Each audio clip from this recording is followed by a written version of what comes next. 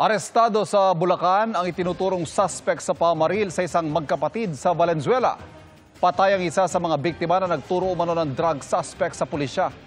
Nakatutok si Bea Pinlac.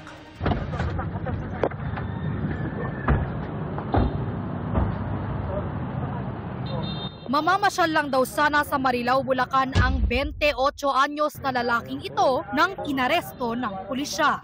Siya kasi ang tinuturong salarin sa pamamaril sa magkapatid na lalaki sa Barangay General T. De Leon sa Valenzuela. 3 buwan na ang nakalilipas.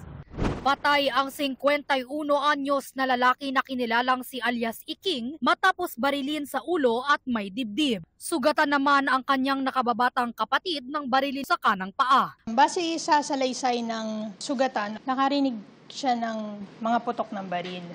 At sa paglabas niya ng kanilang bahay, nakita niya na lang yung kapatid niya na nakahandusay sa may kalsada. Nakita niya rin yung suspect noon na binaril din siya nang makita siya nito. May nakaabang din daw na motor kung saan sumakay ang suspect matapos ang pamamaril.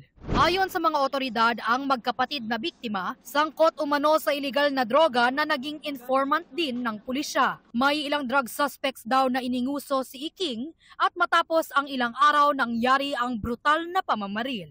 Ilang buwan umanong nagtago ang suspect matapos ituro ng biktimang nakaligtas, natunton at minanmanan siya ng pulisya ng higit 1 buwan bago nahuli.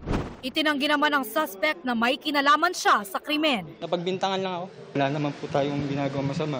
Tayo po nagdadala ng kasalanan ng iba. Reklamong murder at attempted murder ang isinampa laban sa suspect. Para sa GMA Integrated News, Bea Pinlac, nakatutok 24 oras.